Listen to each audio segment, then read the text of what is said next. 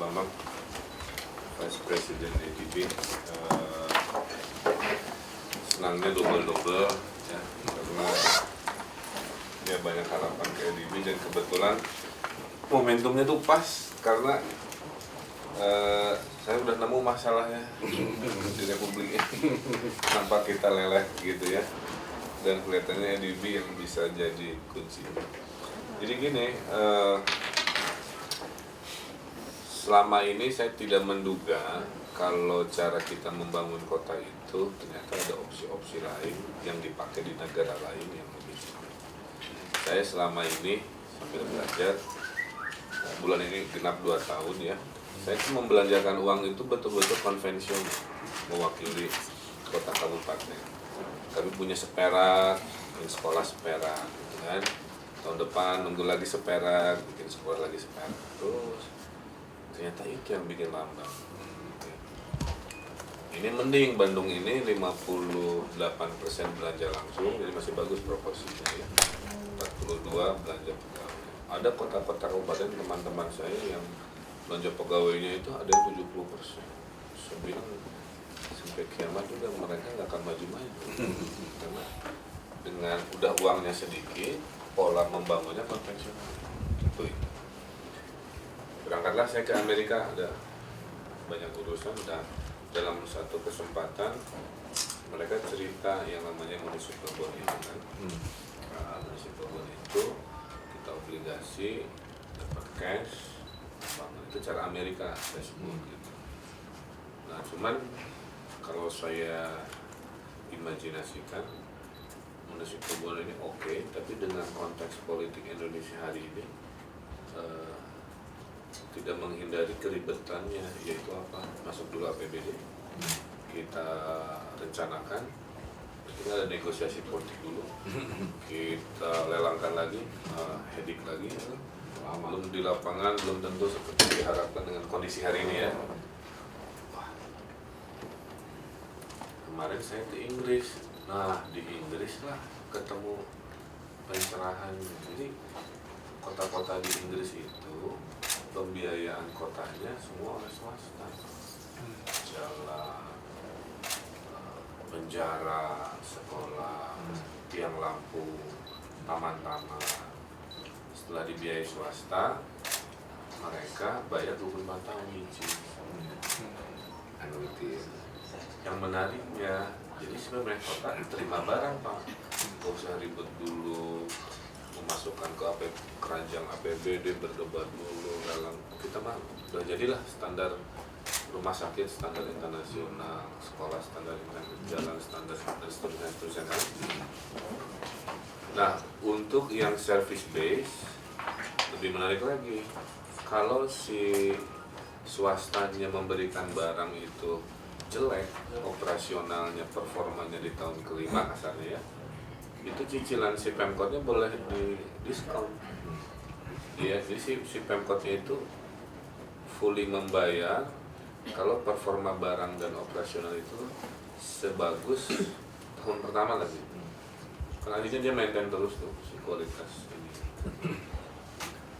Nah, jadi saya bilang kalau kita gayanya konvensional begini, kali 500 kota kabupaten, itulah kenapa kecepatan kita kalah oleh Malaysia, Singapura, Korea dan lain-lain. Jadi sekarang misi kita selama 4 bulan tersisa ingin memperjuangkan ke semua pihak, Bappenas kemana-mana agar kami diizinkan untuk PPP, di mana PPP-nya itu tidak melulu yang revenue base. Kalau yang revenue base kita sudah PPP Pak, contohnya mesin parkir. Kita lelangkan, sudah punya pemenang lelang, terus dia ada income kan dari parkir 9% buat dia. Tapi yang PPP kita cari itu yang tidak revenue base. Bikin taman kan, saya kan kemampuan bikin taman cuma 4 taman per tahun. Tapi kalau bisa saya dapat katakanlah 100 miliar untuk 100 taman, dan kita udah terima tamannya beres tanpa ikutan kita melelang prosedur, dan tinggal kita bayar si pihak ketiga itu kan. Nah kira-kira itu. Jadi seperti kita ekonomi rumah tangga, ini analogi saya ke semua orang. Saya baru menikah, dual income, duit pas-pasan. Masa nunggu punya uang semiliar dulu, nabung baru beli rumah, kan nggak begitu. Kita KPR kan, gitu. Kita KPR, rumahnya dapat, kita cicil 30 tahun. Begitu. Terus kita pengen punya mobil, sama juga, nggak nunggu punya uang 300 juta, baru beli mobil, kita kredit mobil kan. Nah logika yang sama kita ingin dapatkan dalam belanja urban development ini. Keuntungannya apa? Perubahan cepat dalam hitungan waktu yang pendek, tiba-tiba warga melihat infrastruktur begitu hadir dengan cepat. Keduanya cash flow kami jaga karena cicilan per tahunnya bisa diatur sesuai kemampuan kan begitu. Yang ketiga, ekonomi swasta kan bergerak, duitnya dibelanjakan, ada pergerakan dan seterusnya. Nah logika ini ingin saya sampaikan ke ADB karena setelah kita hitung kos membangun modern Bandung itu hampir 80 triliun. Jadi kalau ada uang segitu Bandung juara Indonesia, kayak begitulah kasarnya. Tapi saya hanya punya 15 triliun selama 5 tahun saya, karena APBD kita 6 triliun.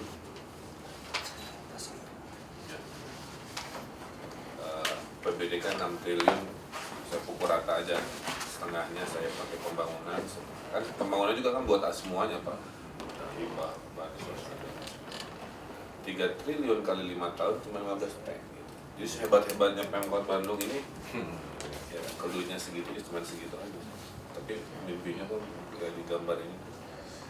Nah jadi gimana caranya saya mencari gap 65 T, itu memang terlalu ambisius ya, tapi sekian persen dari 65 T itu harus ada financial engineering, harus ada upaya terobosan, kira-kira gitu. Saya kira bisalah kita sanggup per tahun nyicil barang 0,5 triliun mungkin ya, kan sama aja 0,5 triliun yang biasa dipakai infrastruktur buat jalan sekarang dipakai nyicil, misalkan lah 0,5 triliun per tahun lah ya, kota Bandung mungkin bisa kita cicil atau berapa nanti itu. Nah saya melihat yang bisa memahami, mengkonek, mewacanakan, menggolkan mimpi ini kelihatannya ADB. Bagi saya senang Mas Bambang di situ paham isu lokal orang Indonesia nggak ya, bahwa kami ada problem, kami ada upaya, dan bayangkan itu kali 500 kota kabupaten maksud saya. Nah kalau ini goal Pak Bambang, saya melihat kayaknya Indonesia geraknya luar biasa. Kalau enggak ya kayak begini aja, nanti 5 tahun kita reuni ya itu lumayan tapi lambat. Tapi kalau kita perjuangkan PPP ini ke pembangunan kota kabupaten, saya punya keyakinan hitungan 3-4 tahun Indonesia luar biasa. Dan tawaran ini banyak sekali. Saya lagi kedatangan dari Korea, dia nawarin juga.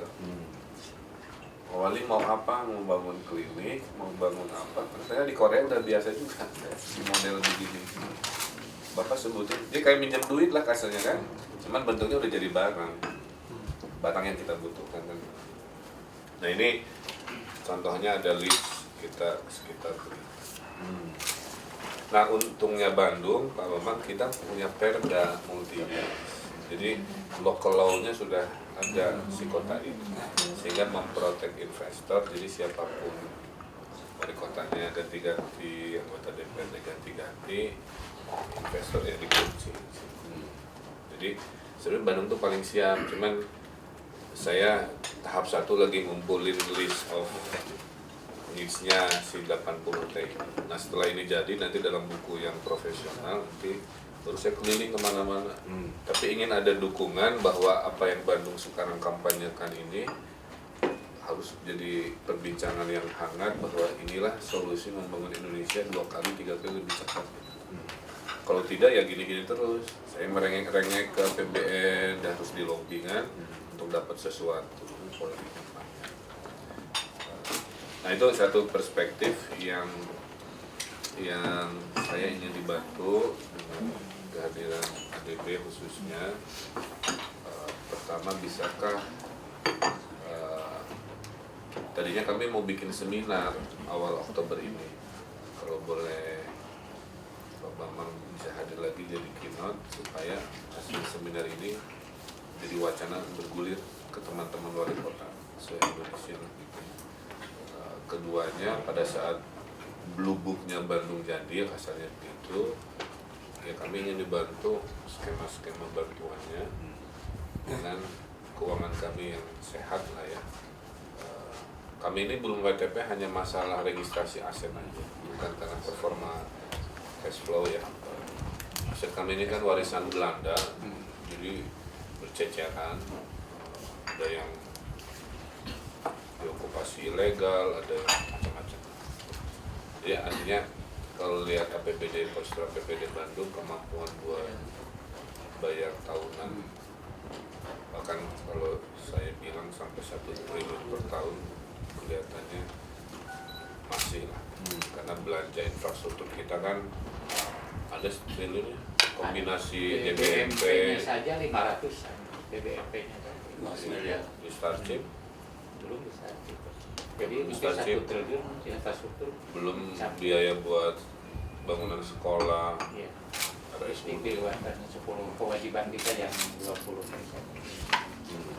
Jadi logikanya jika ada sebuah kota sanggup nyicil duit 1 triliun per tahun, seberapa besar proyek-proyek bisa dideliver?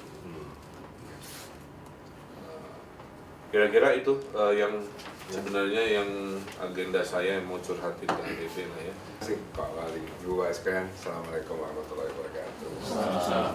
Alhamdulillah hari ini saya bisa sini ketemu Pak Wali, teman lama ini, benar-benar sahabat. Untuk informasi Pak Wali, di tengah kesibukan kali ini saya, satu-satunya kepala daerah yang saya tunggu cuma Pak Wali. Bukan yang lain. Gitu ya. Jadi di antara 2-3 hari ini kebetulan kami mendapat tugas mewakili Presiden ADB untuk bicara di salah satu seminar di Jakarta dan juga melihat beberapa proyek. Lapor juga ini bahwa saya juga 3 tahun Pak penugasan di ADB. Sebenarnya bukan penugasan karena pada waktu pemerintah Indonesia mengajukan itu dikonteskan dengan 33 kandidat lain untuk menduduki jabatan wakil presiden. Jadi enggak pemerintah masukkan nama terus jadi gitu enggak. Ternyata kita juga harus melakukan seleksi di fit and proper, sama juga di fit and proper, dan alhamdulillah ini pertama kali Indonesia punya wakil presiden di ADB sejak tahun 66 Pak. Sejak dibangun. Jadi sejak dibangunnya ADB, Presidennya sekarang orang selalu orang Jepang. selalu orang Jepang. Kenapa selalu orang Jepang? Karena komposisi sahamnya paling besar Jepang. Jepang itu 15, sekian, di belakang Jepang sedikit lebih kecil adalah Amerika, 15% juga. Kemudian jauh di bawah ini, tingkat 6% itu ada 2, Cina dan India. Indonesia itu masuk kelas 5%. Jadi kita itu pemilik ADB, Bu. Jadi kalau ada fasilitas ADB, jangan kita berpikir bahwa kita ngutang. Itu sebetulnya kita pakai fasilitas kita sendiri. Banknya kita lah. Kita pemilik 5,4% dari ADB itu dimiliki oleh Indonesia. Jadi pangestunya Pak Wali juga kemarin setelah fit and proper lolos dan menduduki jabatan Vice President untuk KM, Knowledge Management and Sustainable Development.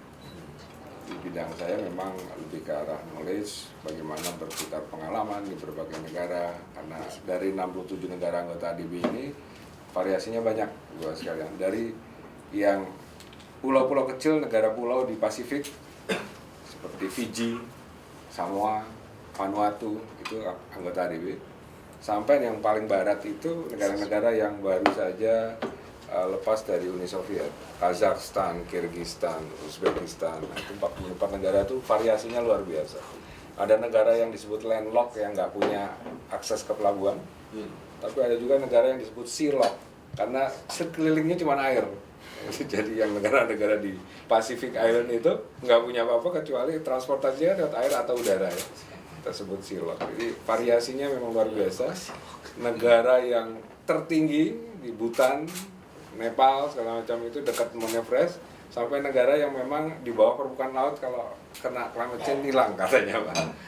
Jadi memang variasinya luar biasa. Nah itu ADB, dan ADB tahun ini menyediakan fasilitas untuk Indonesia 1,4 miliar US dollar. Sektornya itu energi, infrastruktur, edukasi, 1,4 miliar US dollar. 15 triliun ya. Sekitar itu. Tahun depan kita ingin meningkatkan lagi menjadi 2,2 miliar US dollar. Dan ini masih terbuka sebenarnya. Kemarin dengan Menteri Bappenas, dengan Pak Wapres, dengan Pak Menteri Keuangan, kira-kira tahun depan seperti apa. Nah, kembali kepada kunjungan kami Pak Wali. Kenapa kami ke Bandung ketemu Pak Wali? Karena satu, Bandung ini sudah di radar internasional sebagai salah satu kota yang punya potensi untuk jadi livable city. Tidak terlepas dari, kalau kita bicara kota, tentu kita tidak terlepas dari leadership siapa yang memimpin kota. Di antara sekian banyak kota-kota di Asia Pasifik, Bandung masuk di salah satu radar. Nah, kebetulan juga 50 tahun ADB di tahun 2017 itu temanya Green and Smart Cities. 2017.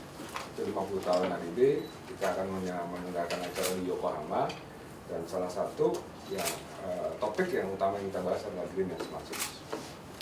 Kenapa? Karena ADB melihat bahwa setiap tahun di Asia Pasifik ini 44 juta orang bertambah di kota, Pak. 44 juta setiap tahun di kota-kota di Asia Pasifik. Sehingga tantangan terbesar untuk engine of growth, kota sebagai engine of growth, itu adalah di kota. Bagaimana kita mengelola kota. Kalau kita sukses, ini akan jadi satu mesin yang bagus. Kalau nggak sukses, justru memperlambat. Karena hampir semua permasalahan kita ketemu di kota. Nah, seperti Pak Wali juga sangat maklum, dan beliau juga saya kira ngambil pelajarannya pada waktu beliau di Berkeley. Kota-kota negara berkembang ini kan modelnya banyak. Bisa jadi kota Eropa, trajektorinya. Bisa jadi kota di Eropa yang sangat, yang beberapa adalah sangat livable sebenarnya. Misalnya pedestrianisasinya bagus, mass rapid transitnya bagus, angkutan umumnya segala macam. Atau kota-kota di Amerika, sebagai Pak Wali yang lebih banyak auto oriented, sangat tidak friendly sebenarnya, sangat bergantung kepada kendaraan, Los Angeles segala macam, sangat bergantung kendaraan. Atau trajektori yang ketiga yang mereka mungkin bisa adalah mengikuti kota-kota di Asia yang sudah lebih dulu mapan, model Seoul, model Tokyo, model Hong Kong yang anomali, atau model Singapura. Nah, kita mau kemana? Nah, itu menjadi satu pertanyaan besar, trajektorinya kita mau kemana. Nah, hal-hal tersebut Pak Wali yang akan kita bicarakan, di samping tentu kemajuan teknologi, di mana di sini juga saya lihat di Bandung juga smart city-nya jalan, gitu ya. Nah, tapi sekali lagi antara smart city dan livable city itu harus memang hand in hand. Smart, not livable, nggak enak buat kita untuk menghuni satu kota. Ya kayak badannya sehat dan pintar kan. Yeah. Sehat pintar saja nggak cukup, badannya sakit-sakitan. Main sana yang kepala satu kata gitu. Livable dan smart. Dua-duanya harus hand in hand, karena kadang-kadang kalau kita cuma terperangkap dalam smart, ya itu tadi yang Pak Wali sampaikan. Nah, ada beberapa yang ingin kami sampaikan. Yang pertama, Pak Wali mohon kejadian Pak Wali menjadi salah satu resource person, Pak. Oh siap. Di dalam perbincangan kita nanti untuk karena perhelatan untuk Green and Smart Cities di 2017 itu akan melalui serangkaian kegiatan, dan kami dari ADB melihat Bandung dan memohon kesediaan Pak Wali untuk menjadi narasumber, salah satu narasumber. Jadi timbang nanti di situ kan tentu kita bisa saling bertukar pikiran dengan negara-negara lain, bagaimana mereka punya model, dan model partisipatif yang dibangun oleh Pak Wali di sini, saya harapkan itu juga dipentaskan di etalase ADB. Dalam arti bahwa ADB ini tidak hanya memberikan sesuatu atau memberikan resep, tapi juga mengambil resep yang berhasil dari berbagai tempat. Nanti kita pertukarkan mana yang paling cocok, karena resep satu tempat dan tempat lain itu situasi kondisinya berbeda, nggak bisa langsung diaplikasikan. Mana yang paling baik tentu akan tergantung kepada situasi kondisi lokal, sosial ekonominya, politiknya gitu ya, urban fabriknya seperti apa, topografinya seperti apa. saya sangat mengetahui mohon itu. Yang kedua, memang diskusi tentang municipal finance itu juga di tempat kami mengemuka Pak. Bagaimana kota, karena tadi topiknya adalah kota, tentu topik selanjutnya bagaimana kota ini membiayai dirinya sendiri supaya sehat. Nah, ada beberapa model untuk itu, salah satunya tentu pola-pola kerjasama swasta dan pemerintah. ADB sebetulnya lebih banyak sebagai katalis Pak Wali. Jadi tidak semua biaya itu nanti dari ADB. Justru ADB masuk kecil saja. Tapi kalau ADB masuk karena kita adalah lembaga multilateral yang sudah punya kredibilitas, maka swasta itu akan convert untuk masuk. Jadi kita leveraging ya istilahnya. Leveraging itu memberikan satu daya ungkit. Kalau butuhnya misalnya 60, kita cuma masuk mungkin cuma 1T, tapi dengan kredibilitas kita orang mau masuk semua gitu. Itu yang terjadi di berbagai tempat. Jadi sifat kita adalah keterlarisan. Nah, dari perbincangan kami, nanti mungkin Pak Edimon ini akan menambahkan, beliau adalah Wakil Country Director untuk Indonesia, Pak Wali. Kalau ada apa-apa langsung ke Pak Edimon, karena dia di Jakarta, bisnya. Kemudian kalau Pak Guntur ini dari Manila, yang membantu di sana, yang khususnya untuk studi tentang Green and Smart Cities. Kemudian ada Pak Cai, PR-nya, Pak Nur juga yang membantu saya. Ini mungkin teman-teman ini bisa mengkonekkan. Nah, pembicaraan kami dengan Bappenas dan Keuangan Kabupaten ya, itu memang kita membuka untuk itu. Bahkan kita itu ada yang disebut result-based lending. Result-based lending itu gampangnya bangun dulu fasilitasnya, kita kemudian nanti akan reimburse. Sejauh yang dibangun ini internasional standarnya pemenuhi. Result-based lending. Result hasil akhir. Ya. RBL istilahnya, RBL. Based lending. Based lending. Oh, base. Ya. Karena kan di samping ini ada namanya project based lending yang biasa proyek-proyek ADB itu biasanya pakai ini project based lending. Tipe kedua adalah program loan. Program loan ini lebih ke arah reformasi ya, reformasi negara, misalnya untuk membuat peraturan yang lebih friendly untuk investasi, lebih inklusif tentang misalnya bagaimana memperluas stakeholders segala macam ini biasanya pakai program loan. Nah yang ketiga adalah result based lending ini. Nanti Pak Edimon menambahkan. Nah result based lending ini dianggap bisa memotong semua birokrasi Pak. Khususnya birokrasi di tempat kami, karena biasanya kan di tempat kami juga lama gitu. Kalau ini kan barangnya dibangun, hasilnya bagus, kita lihat apakah itu sekolah atau apapun fasilitasnya. Kita lihat bagus, ya sudah kita bayar gitu. Yang bayarnya ke pihak ketiga. Nah, ini ada dua macam. Nanti Pak Edimon tambahkan. Yang sekarang kita coba adalah dengan BUMN. Karena kalau kita dengan non BUMN tentu ada komplikasinya dari governance, dari sisi dari pemerintah Indonesia sendiri, bukan dari kita. Nah, kemungkinan juga kalau untuk departemen itu bisa, tapi harus masuk ke general account ya Pak. Nah, apakah dengan ini BUMD bisa? Sekarang Pak Edimon yang cerita Pak Wali. Silakan tentang result saja. Ya. Terima kasih Pak Wali. Saya sudah pernah kesini sebetulnya sekali Pak untuk menjejaki waktu itu ya.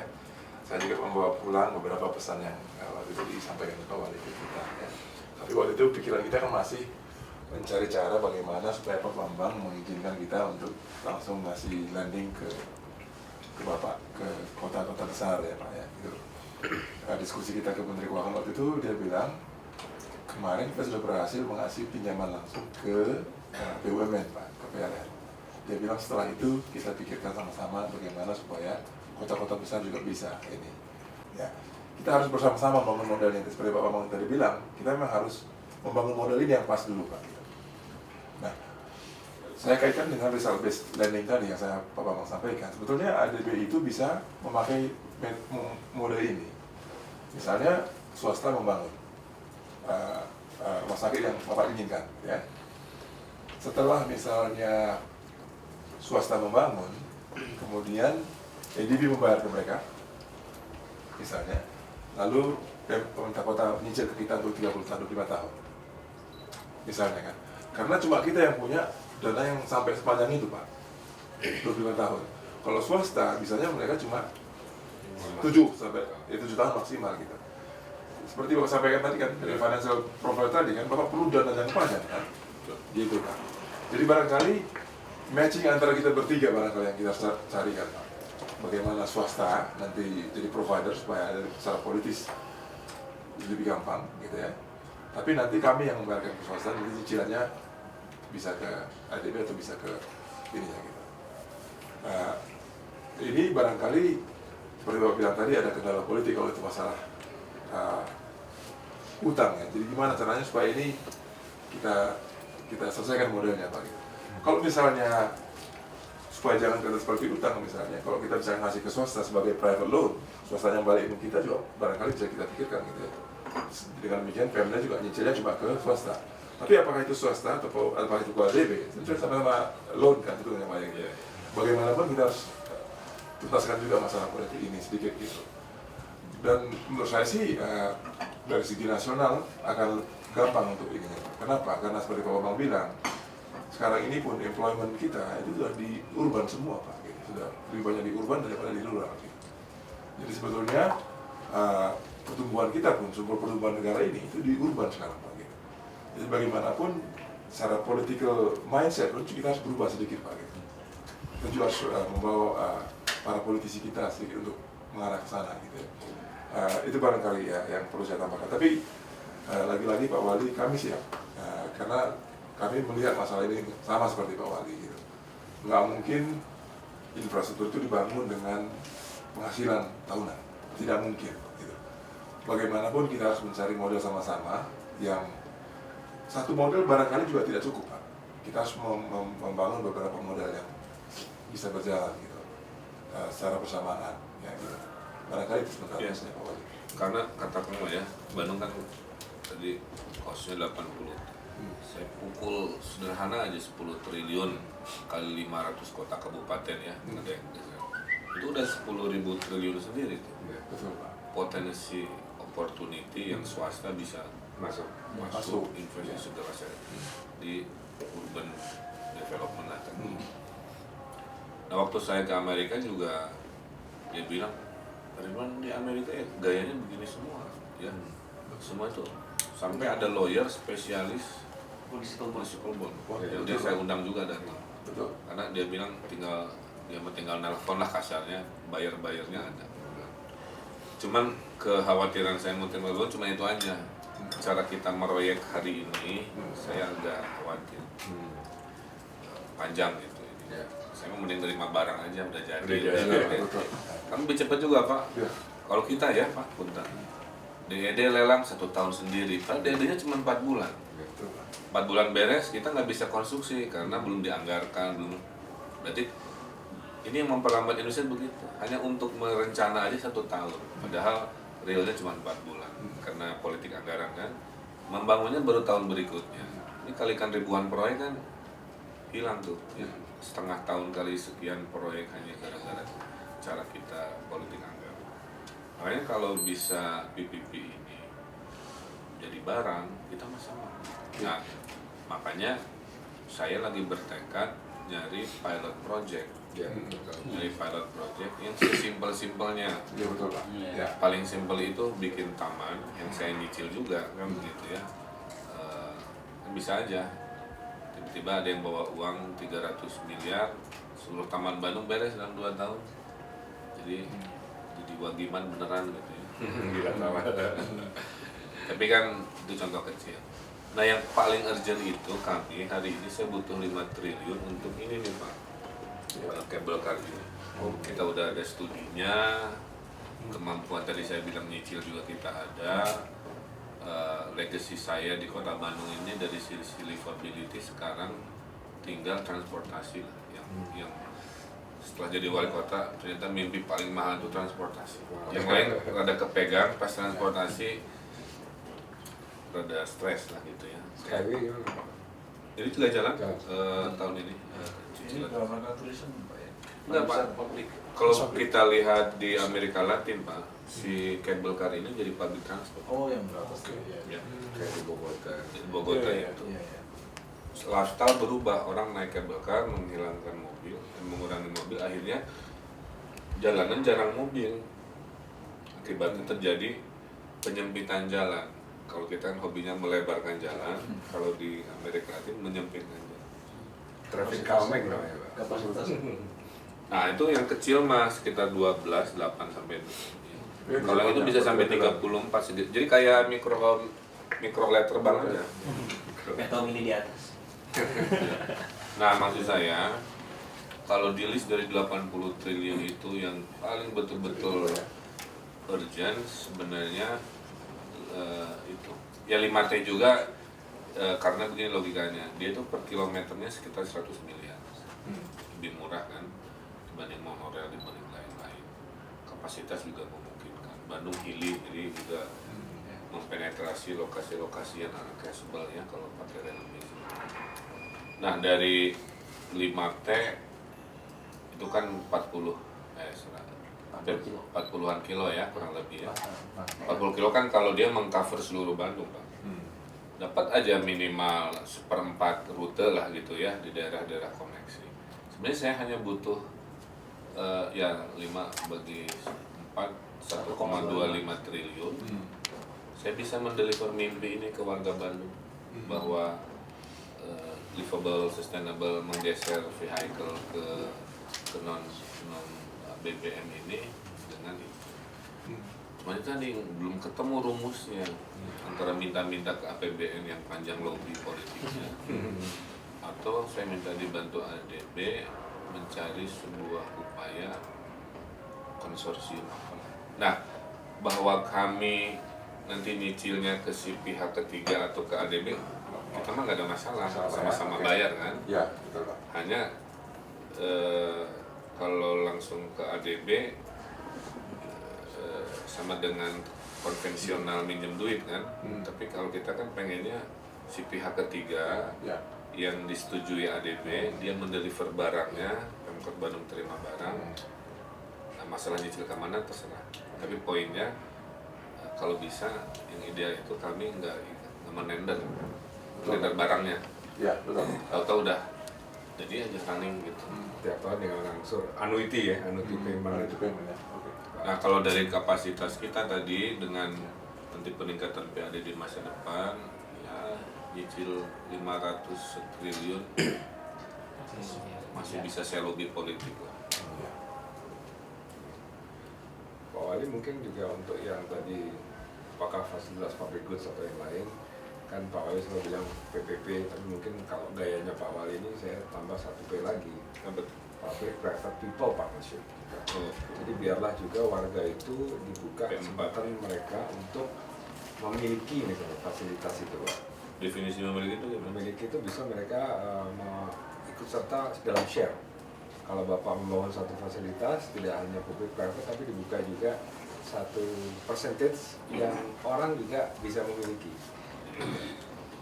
Ikut punya saham, jadi dia sense of belongingnya tinggi, dan saya kira itu pas dengan pendekatan beliau untuk people participation, tidak hanya 3 angle tadi tapi juga public secara komunitas juga bisa masuk. Yang kedua mungkin yang PR kita bersama nanti kalau saya kembali ke Manila adalah tapi juga PR kita di sini fund channelingnya Pak.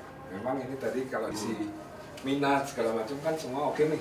Ya. Tapi bagaimana channeling fund yang Bapak sampaikan tadi? Apakah tetap keuangan punya say gitu ya? Karena ini mengikut sertakan lembaga multilateral gitu. Atau langsung misalnya private sector. Jadi memang ini proyeknya di-create oleh semacam private sector body yang merupakan bentukan ataupun joint venture dari anak perusahaan dari pemerintah kota.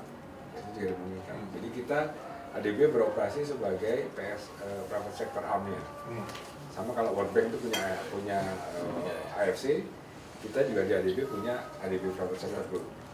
Nah itu di kita sama sekali nggak touch masalah sovereignty, masalah harus ke Departemen Keuangan, itu agak lebih fleksibel. Saya kasih contoh, barangkali Pak, yang sudah kita lakukan seperti ini persis Palija Pak di Jakarta, tapi terganggu kemarin karena masalah undang-undang air itu. Jadi Palija itu kan perusahaan Prancis sebetulnya, dia minjam ke ADB bangun Palija itu, terus Pemda Jakarta bangun bayar ke Palija, Palijanya bayar ke kita, ke ADB. Nah, kalau untuk proyek seperti ini bisa visible seperti itu Pak. Nah, cuma masalahnya kalau itu private sector operation sedikit lebih mahal. Iya. Cost of fund-nya. Jadi cicilan bunganya bapak, itu lebih mahal. Cicilan bapak nanti ke perusahaan ini lebih mahal gitu, karena cost of fund-nya adalah itu. Nah, kenapa saya kemarin sedikit memperjuangkan ke Pak Bambang supaya ini ada dari pemerintah. Pemerintah pusat itu mengasih garansinya sedikit gitu. Toh mereka punya DAU yang selalu disampaikan ke Bapak. Kalau misalnya Bapak nggak bayar, ada inilah gitu, ada instrumen bagi mereka untuk mengingatkan bayar itu. Nah, kalau dengan ada garansi dari keuangan seperti kita ngasihkan ke PLN itu biayanya 1/4 Pak gitu. Kos bunganya itu kita seperti ngasih ke pemerintah pusat. Bunganya cuma 1,2% setahun. Mungkin diceritakan ke Pak Wali kalau ADB itu bunganya berapa, Dua, kalau betul, komersial berapa? Ya, jadi kalau ADB minjamkan 15 sampai 25 tahun Pak, biasanya bunga kita kok dengan ukuran sekarang 1,25% setahun. 1,25%. Ke government ke setahun ya. Kalau kita ke swasta, itu tergantung ke resiko ininya, resiko proyeknya. Kok diakses akan secara profesional oleh private assessor gitu. Itu bisa sampai ke 4 sampai 5% bunganya. Iya, banyak gitu Pak. Masih lebih Jadi kecil dari masih lebih kecil dari 7%. dari bank ya. Tapi Biasa. itu pun ya, bank di Indonesia kan kalau swastanya minjam ke Bank Indonesia itu masih barangkali yang lebih cerdas begini Pak. Kita kasih BUMN yang bangun. BUMN sudah digaranti kan? Iya. Kalau BUMN sudah ada Sudah ada garansinya Pak. perpres payungnya Pak. Jadi Bapak nanti yang bayar ke BUMN misalnya. Wah itu lebih cepat. Lebih cepat kan? Nah, Oh sekarang kan siapa yang mau 80 triliun meroyek di Bandung, ya saya kan open ke publik aja. iya. Tapi kalau BUMN ternyata skimnya lebih Akan lebih murah. Pasti kan lebih murah kan Pak ya? Kalau kita kasih dia government interest rate gitu. Nah kalau BUMD kita lagi bikin perdanya, kita akan bikin BUMD holding yang dia ngerjain sebenarnya infrastruktur transportasi, telekom dan properti. Tapi nggak punya sekarang. Kalau itu bisa gabung sama BUMN, Pak, jadi konsorsium BUMD BUMN. Iya. Ini cuma masalah fund channeling ya. Pancarnya gimana Pak? Karena yang sedang berjalan kita ini dengan PLN ya. Iya, PLN. PLN bangun transmisi, kita bayar begitu selesai, semuanya oke, nggak ada masalah pembahasan lahan, nggak ada masalah environment segala macam, oke, nggak bayar. Mereka pakai duit itu untuk bayar lagi, untuk bikin bangun lagi Pak. Jadi bisa cepat. Dan itu bunga murah. Gitu. Kalau Bisa misalnya 1,5. iya betul. Nah, kalau misalnya kita cari BUMN pemerintah yang di pusat, beli pada Bapak, pakai cara yang sama boleh Pak bisa. Kalau private 4 kira-kira ya. Iya, Karena masalah ya, betul. Dan itu kan, ya ada 3 kali lipat Pak. Jadi saya pikir kita lebih sabar sedikit, kita cari yang BUMN aja barangkali. Lebih visible. Jadi artinya kasarnya lah ya. Kita exercise project pertama 5 triliun untuk cable car. Berarti saya harus nyari BUMN yang tertarik infrastruktur transportasi, di mana ADB di belakang BUMN karena sudah punya Garanti mekanismenya dengan pemerintah Indonesia. ya. Itu yang paling visible. Ini kalau ini bisa dalam 2 tahun ini Pak, setahun ini. Ya, kita bisa mulai langsung gitu. Kalau ini bisa, jadi sudah ada skema RB skema, ya, sudah ada. Ya. result based lending tadi. Dan sama 30 tahun cicilan. 25 tahun. Grace period 5 tahun. Grace period 5 tahun. 5 tahun nggak perlu bayar. Nggak perlu bayar prinsipal. Cari di dunia di mana ada duit seperti itu. 5 tahun nggak usah bayar dulu. Nggak usah grace Stok period. bunganya aja 5 tahun. Itu paling murah sedunia. Jadi kita mulai ya Pak Wali ya. Saya Tapi BUMN yang sudah. Harus BUMN ada, sudah. sudah. PLN sudah. Nah kalau nanti begini ini kita RBL-kan aja ke bawah. Ya, ya. Pak Guntur ada tambahan Pak Guntur? kalau permasalahannya yang tentang 6T bagi 25 tahun berapa? tentang semuanya 6 triliun dibagi Penelitian, 25 ya. tahun. Berapa Mungkin cicilan? beliau sampaikan beliau untuk Sudah.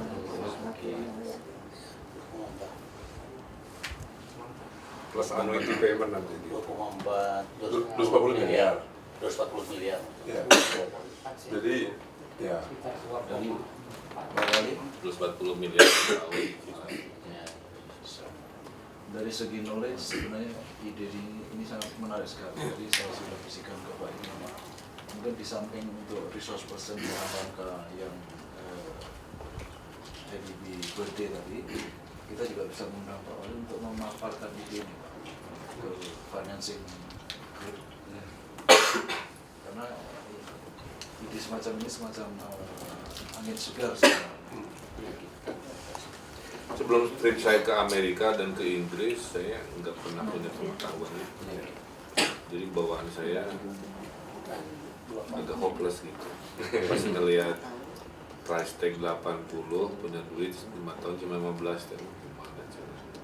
Kita sebenarnya sudah punya case tadi di Jerman segala macam itu, tapi itu lebih ke ini Pak. Artinya setiap proyek itu kecil-kecil diserahkan ke swasta, terus kemudian pemerintahnya bayar, local government-nya bayar. Jadi kayak meminta tolong bikin, memenuhi standar, oke kita bayar. Mekanismenya begitu. Tapi kalau performance base, nah itu menarik lagi. Nah, mungkin juga menarik Pak Wali, sekarang ini Vietnam sedang package ini juga untuk urban development. Tapi mereka berbeda. Jadi kalau nanti kita undang Vietnam, ketemu beliau misalnya di Manila, ini untuk berpikiran mungkin ini nih bisa match. Vietnam juga. Tapi mereka dalam skala kota, urban development. Jadi the first RBL di kita mungkin dari Vietnam. Untuk kota ya. Untuk kota. Tapi kalau menurut sih kita langsung bangun aja mulai di sini. Kita mulai matangkan konsepnya. Ya. Artinya gini, tukar pengalaman itu kan klasik nih. Vietnam itu kan luar biasa juga sekarang bangunnya Pak Wali. Padahal dia stabilnya telat ya. Telah.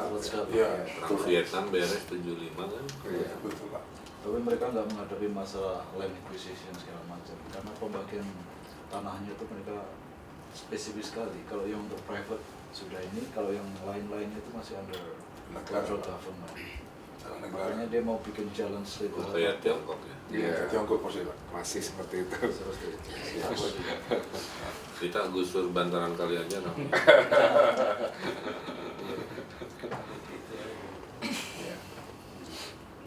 Nah, kalau kita lihat time frame Pak, saya udah nge-push ke tim saya agar menyiapkan semuanya tahun ini. Saya betul-betul ingin shopping investor lah ya. Itu Januari 2016. Ya. Kira-kira. Nah, kalau ini kan tadi ini yang kelasnya kelas infrastruktur inovasi.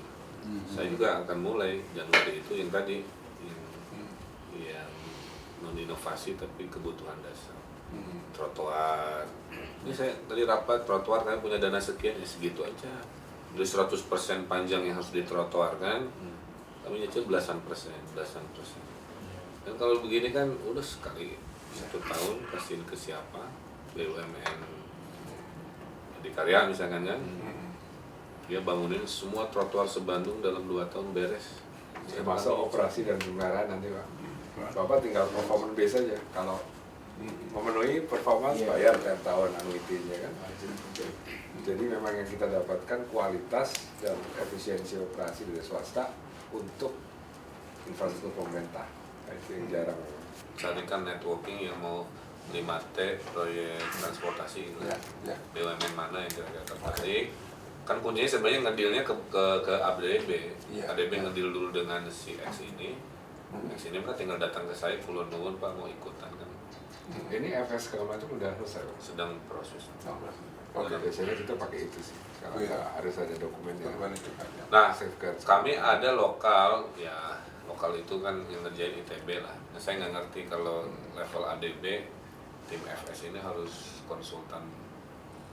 Ada konsultan sendiri, nah kalau konsultan sendiri ya kami mau dibantu juga. Biasanya kita melihat sejauh mana Kita mau pakai PwC yang ini ya? PwC mau pakai yang apa? Kita ini kan? Ini sama Nggak, LRT mah saya kasihin ke Korea yang nanti Yang siang satu. lagi rapat. Tapi yang ngerjain master plan-nya siapa Pak? Yang overall kota Tim itu untuk transport. Udah ada ya. udah. Kan tinggal nanti overall seperti ini nanti dikerjain oleh A, ini B, oleh C. Cuman integrasinya kan di bawah. Saya kan gini ketemu sama tim ITB, dia bilang filosofinya Pak Wali, transportasi itu nggak ada single solution, ini harus multi solution. Jadi mana aja yang cepat, kasarnya begitu. Pas saya mau ngejar rail base harganya kan 500 miliar per kilo. per kilo. Iya. 10 kilometer memang triliun sendiri kan. Kalau negara miskin begini. Pas cable car, saya coba komputer yang Amerika Latin. Ternyata teknologinya sudah bergeser, yang kapasitinya, ridershipnya dia bisa besar. Iya, ya, oke. Nah, karena ridershipnya besar dan lain-lain. Nah, menariknya ini juga diminati swasta, Pak. Makanya bulan Desember kita groundbreaking the first 800 meters, Pak. Untuk cable car. Oh. Jadi saya pakai teori prototyping. Kalau prototyping boleh dikerjakan. Nanti setelah prototyping yang 40 km sisanya itu yang kami mau lelang. Itu penting soalnya ini belum ada standar itu juga di perhubungan. Mereka baru nih perhubungan. Nah, kemarin harus dapat ini nih. Kemarin izinnya itu Kelaikan. kereta apa? Di sini nggak di sini. Ini ke Dirjen Kereta Api ya? Kereta api, Mas. Kereta api. Mana relnya? Mereka juga bingung saya. Relnya dianggap ini, Pak. Ini kan terlalu rendah itu. Karena di atas. Ini antara ke Dirjen Kereta Api, Dirjen Darat, Medellin itu Pak. kalau nggak salah ada juga di Cina ya kalau nggak salah ya, kayak gitu. Cina banyak. Xiamen ada. Ini Di Xiamen ada. siapa ini? Ya idealnya saya juga pengen rail base ya. Iya. Melihat realita achievable schedule-nya, terus ada inovasi dari makernya bisa tailor made ya. Ukurannya saya rada optimis. Terus Bandung bukit ke bukit. Susah. Jadi saya bisa motong jalan, Pak. Oke. Kan Bandung tuh begitu. Ketimbang kereta begini begitu. Saya tinggal seret. Yang monorail nggak jadi? Terus juga. Kan teorinya kan mana aja Mana cuma. Cuman saya melihat udah kebayang ini agak berproses. Gitu. Kita nggak ada isu tentang melewati tanah orang gitu. Kita memang sekarang skenario-nya ngelewatin jalur jalan kita. Oh gitu. Jadi Right of way-nya itu. right of way-nya di. Nah, Bapak kalau lihat semangat kami di Bandung, jadi itu Pak, kami itu semangat berinovasi, kepentok problem-problem ini. Saya udah bilang ke pemerintah pusat, Pak, ini public transport urban, kalau APBN nggak pernah turun sampai kapanpun kita nggak akan pernah turun. Kalau tidak memberikan percontohan-percontohan urban transport ke kota metropolitan, kan bawaannya tuh apa namanya, menggampangkan lah. Padahal saya sekreatif-kreatifnya udah merasa mentoknya di dana. Karena punten ya, saya kan mau melelang satu rute monorail. Itu kan minta kompensasinya juga lumayan. Jadi saya lagi hitung properti saya, Pak. Dari teori Hong Kong. Jadi si properti nanti di develop ciptasi. TOD nih. Ya, saya kasih 5 lokasi properti untuk menutupi kosnya, kan sebagian yang nggak mungkin dari tiketing saja kan. Gitu.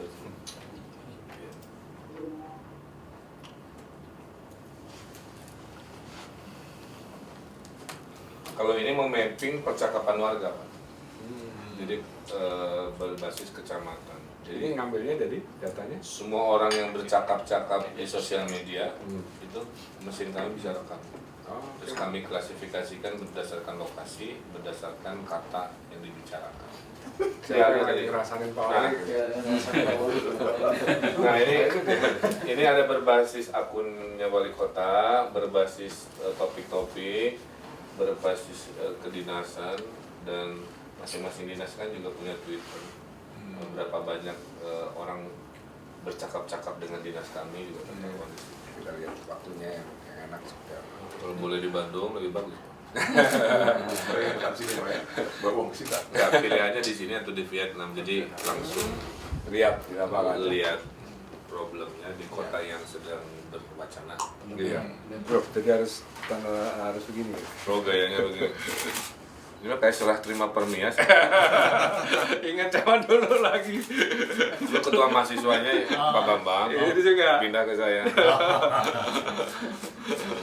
Kunjungan saya selaku Wakil Presiden Asian Development Bank di Manila, ada beberapa hal. Yang pertama tentu melihat salah satu proyek ADB di sini, yaitu proyek di Politeknik Manufaktur ya, Polman namanya, itu kan yang mendapatkan dana bantuan ADB untuk vocational training. Itu tentu kalau kita melihat bantuan ADB selama ini atau technical assistant, bantuan teknis, beberapa areanya adalah energi, edukasi, infrastruktur dasar, kemudian juga ekonomi makro. Nah, 2 hari yang lalu saya menjadi pembicara di forum Bank Indonesia dan IMF, itu membicarakan tentang bagaimana pola-pola baru untuk membiayai infrastruktur. Ya. Salah satunya adalah infrastruktur perkotaan. Nah, dalam kunjungan kali ini satu-satunya daerah yang saya kunjungi, kepala daerah yang saya diskusi adalah dengan Pak Wali, Bandung. Kenapa gitu kan? Karena memang kita melihat Bandung ini memiliki trajektori kotanya untuk menuju satu kota yang livable, satu kota yang sangat ramah dan layak huni untuk penduduknya gitu ya. Nah, yang pertama saya tadi memohon kesediaan beliau untuk juga mempertukarkan pengalaman beliau dan ide-ide beliau dengan kota-kota lain, karena di ADB ada satu studi besar ataupun kegiatan besar dalam rangka 50 tahun ADB tahun 2017, yaitu melihat pola-pola green and smart city. Jadi kita nggak lihat cuma green city saja atau smart city saja, tapi digabungkan. Karena green and smart city. Harapan kita dengan digabungkan itu tidak hanya faktor teknologinya saja yang mengemuka, tapi juga faktor sosialnya. Ya, faktor sosialnya di mana orang itu menjadi betah di kota, kemudian juga sosial aktivitasnya juga dengan baik gitu. Itu yang pertama. Yang kedua tadi kami bertukar pikiran tentang bagaimana mengembangkan atau mencari pola-pola baru kerjasama pembiayaan. Ya. Kalau yang konvensional terlalu lama, takutnya nanti keburu penduduknya lebih banyak, kemudian juga demand-nya lebih besar. Tentu dengan kondisi yang sekarang kalau melihat cuman hanya di potensi pendanaan dari kota saja tidak memungkinkan itu untuk melakukan istilahnya catching up. Catching up itu memenuhi antara supply dan demand. Harus ada pola-pola pendanaan baru. Nah, salah satunya dengan mengikut sertakan swasta, ya, swasta. Tadi Pak Wali yang menyampaikan ada beberapa upaya-upaya untuk membangun Kota Bandung dengan pola-pola kerjasama pemerintah swasta atau PPP, Public Private Partnership. Kami tadi juga diskusi mungkin Public Private People Partnership, supaya juga warga ini merasa bagian dari upaya untuk membangun kawasan-kawasan ataupun beberapa infrastruktur dasar di Bandung. Nah, tentu ini masih ada yang harus kita tindak lanjuti, yaitu mencari bagaimana channeling fund-nya nanti, bagaimana kota-kota ini dikerjasamakan antara pemerintah dan swasta, bagaimana aturan-aturan itu nanti sedapat mungkin bisa mewadai ini semua. Karena sekarang misalnya kalau kami langsung ke kota tentu ada step-stepnya yang harus diikuti, gitu ya. Tapi di sisi lain kini kebutuhannya meningkat sehingga kita harus cari pola-pola baru. Salah satunya adalah yang disebut dengan result based lending. Result itu kan hasil akhir ya. Based lending itu adalah pola-pola pinjaman yang membypass sebetulnya komplikasi dari misalnya tender segala macam. Jadi nantinya kita menyerahkan kepada satu wadah atau satu unit untuk membangun satu fasilitas. Nah, kalau fasilitas itu nanti dievaluasi pada akhirnya memenuhi kriteria dan sebagainya, standar internasional, ya, tidak ada masalah pembebasan lahan, tidak ada masalah yang sangat rawan dari sisi sosial, maka ADB bisa langsung membantu mengganti uang yang sudah dikeluarkan untuk pembiayaan atau pembangunan dari fasilitas itu. Itu makanya disebut result based lending, karena kita lihat hasil akhirnya aja. Terus ada di Bandung BUMD yang baru mungkin ya Pak? Nah, itu kami silakan ke Pak Wali, karena itu adalah ranahnya beliau untuk melakukan apa yang disebut structuring. Structuring itu adalah skemanya, struktur dari organisasi seperti apa, apakah nanti ada BUMN dan BUMD yang ditunjuk oleh beliau untuk melakukan pembangunan ini. Nah, kemudian nanti baru kita lihat bagaimana cara kita menyalurkan dananya. Tapi ada risiko-risiko kalau misalnya PPP itu ada risiko-risiko untuk kotanya sendiri atau seperti apa? Sebetulnya risikonya bisa diminimalisir kalau kita pakai result based lending, karena kalau result based lending itu fasilitasnya kelihatan dulu, kebangun, kualitasnya kita bisa lihat, kualitasnya memenuhi atau tidak. Nah nanti setiap tahun misalnya akan dibayar setiap tahun, dicicil. Nah bayarnya pun juga performance basis, kinerja. Kalau kinerjanya nggak masuk, ya nggak di annuity adalah pembayaran tahunannya tidak dilakukan. Nah itu pola-pola baru yang memang sekarang sedang dikembangkan di Asia Pasifik, di kota-kota di negara berkembang. Vietnam pun sedang melakukan hal yang sama saat ini. Nah kita akan melihat juga, mudah-mudahan dengan kepemimpinan beliau ini, leadership beliau, kita bisa lihat juga di Bandung ini ada pola baru untuk secepatnya atau mempercepat pembangunan infrastruktur perkotaan. Di beberapa negara itu langsung di bawah supervisi ADB, Pak.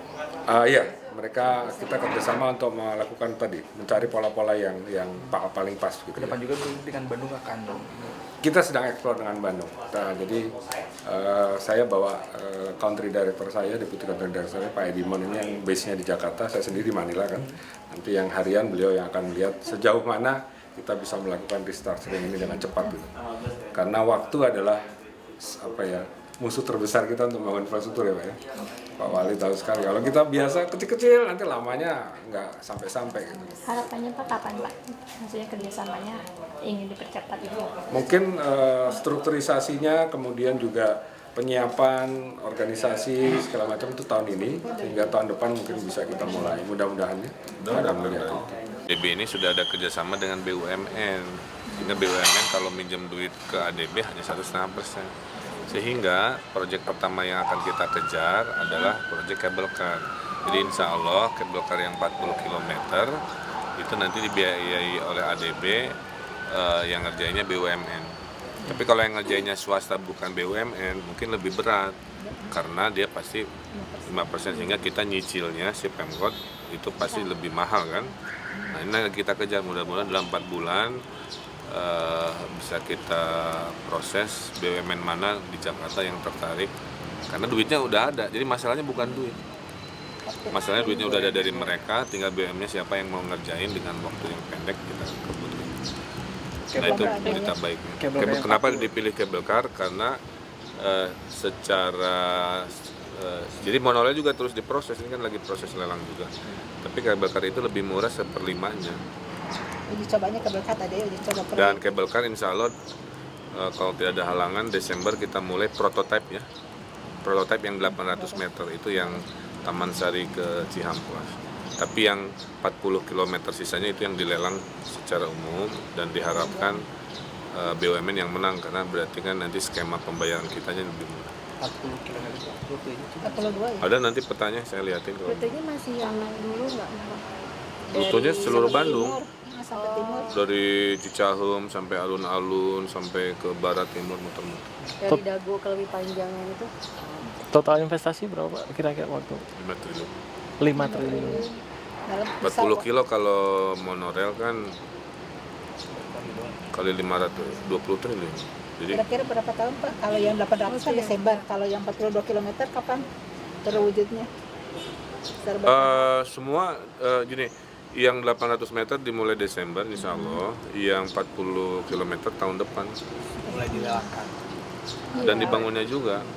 Yang 800 teh pakai APBD Pak? Enggak, dana swasta. Iya. Kayak prototipe mesin parkir. Pasang dulu mesin parkir, setelah itu baru dilelang yang akhirnya Menyambung nggak yang prototipe? kamu menyambung menjadi satu. Sama-sama Itulah. Ini berarti kan tahun depan udah mulai dibangun, berarti tahun ini udah mulai lelang. Kan? Yang kabel car 40 sekian kilo. Nah, lelangnya Januari. Sekarang kan studinya kan panjang.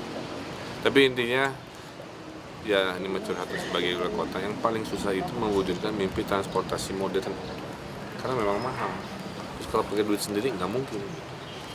Minta ke APBN, lobbynya panjang, lobby politik kan. Minta ke swasta, nah ini yang sedang diupayakan. Ternyata juga beliku-liku. Tapi kalau nggak dikerjain masa nggak sampai mimpinya. Tapi saya kejar.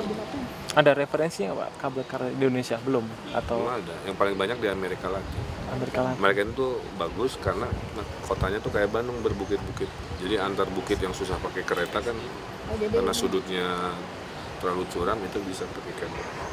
Dan dia nggak makan tempat. Artinya kabel car di pinggiran Tiang berarti Pak ya? aja. Lebih ke pinggiran atau ke tengah kota juga? Semua semua akan kita connect. Pak, kalau dulu kan zaman Pak Dede nggak terwujud karena ada hambatan di aturan yang nggak boleh pakai lahan. Ya kita akan usaha, Kalau ini- bukan ada hambatan, itu juga bisa diselesaikan, cuman nggak diproses aja, kita lagi proses, plus kita dahulukan yang melintas jalan utama. Milik Pemkot ya, yang 800 itu.